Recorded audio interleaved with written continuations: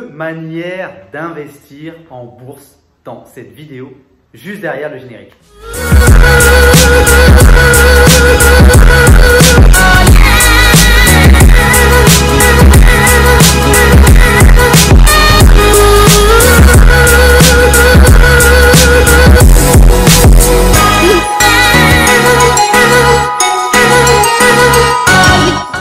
Salut à toi, c'est Fala, l'auteur du livre La vie de rêve. Donc je te mets le lien du livre, il y a une offre limitée où tu peux l'avoir gratuitement. Tu as juste à payer les frais de livraison dans la description. Mais dans cette vidéo aujourd'hui, on va parler d'investissement en bourse et surtout quelles sont les deux manières d'investir en bourse.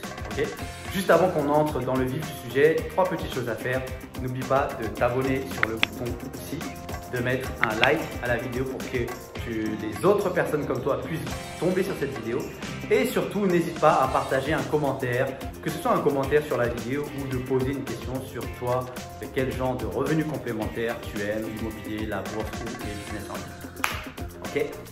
Alors, quelles sont les deux manières d'investir en bourse? La première, c'est celle qui est la plus connue, c'est ce qu'on appelle souvent le day trading. C'est souvent ce qu'on appelle aussi de la spéculation ou d'investir pour faire des gains en capital. Tout simplement, le day trading, quand on pense à la bourse, tu achètes à une certaine valeur le matin, que tu revends plus cher l'après-midi, une semaine après, 2 mois après, etc. Tu achètes à 50 $, tu revends à 200 $. Okay? L'inconvénient ici que je trouve dans cette méthode, c'est que premièrement, ça ne te donne pas de revenus de manière régulière, mais surtout, il y a des études qui montrent que la plupart des personnes qui font du day trading perdent beaucoup plus d'argent qu'elles n'en gagnent. D'accord? Et l'élément principal aussi, et laquelle aussi je n'aime pas cette justement manière de placer, c'est qu'en réalité, on place en espérant que ça va gagner.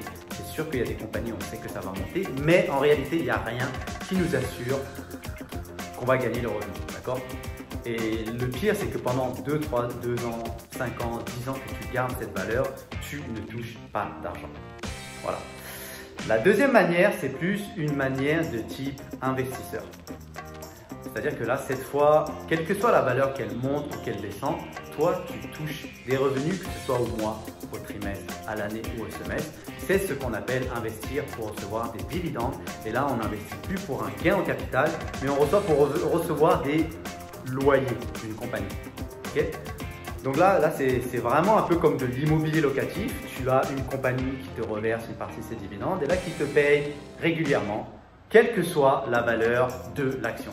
Exemple, tu achètes une action qui coûte 50 $, que tu la gardes 1 an, 5 ans ou 10 ans, qu'elle monte ou qu'elle descende, tu te fais payer par exemple mensuellement si c'est une entreprise immobilière. Le jour où tu la revends, tant mieux si elle est en hausse. Bien sûr, tu ne vas pas la revendre quand elle est en baisse, mais ça en réalité, ça ne t'importe peu parce que toi, le plus important, c'est de recevoir des revenus récurrents qui va te donner une certaine liberté financière au fur et à mesure que tu augmentes la valeur de ces investissements passifs et la valeur justement de ces dividendes. Voilà, tout simplement. Donc les deux manières, investir pour faire du gain en capital, qui est pour moi plus de la spéculation achat-revente. La deuxième, c'est investir pour les dividendes et récupérer régulièrement. Ok? Donc j'espère vraiment que tu as aimé cette vidéo. Surtout, mets un pouce dans cette vidéo. Abonne-toi à la chaîne pour recevoir d'autres conseils sur les revenus passifs. Et surtout, mets un commentaire sur ce que tu souhaiterais voir dans les prochaines vidéos. Ok?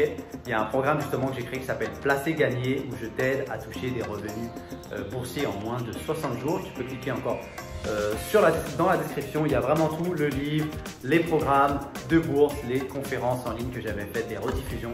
Donc sur ce, je te dis brise tes chaînes et make it happen. Ciao ciao dans la prochaine vidéo. Bye.